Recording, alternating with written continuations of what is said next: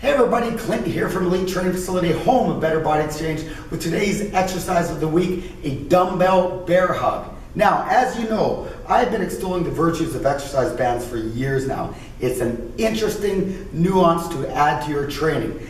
Each color represents a different level, so there are lots and lots of different resistance levels. Now, what you want is a continuous loop resistance band. Loop one end around a heavy dumbbell set on the floor about 2 to 3 feet away from the back end of your incline bench.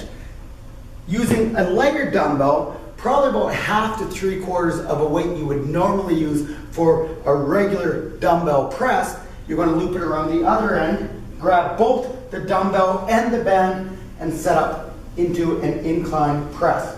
Now, start off with the dumbbell tips touching each other. Slowly and under control, lower and squeeze the scapula together. Then press it straight up, squeeze back together, hold. 3, 2, 1. Repeat this for 1 minute. When you hold at the top, you will feel the resistance band pulling you back and across. It's like you're giving somebody a giant bear hug. Then return to set. Continue for 1 minute. Team, that is your exercise of the week. Have a fantastic weekend.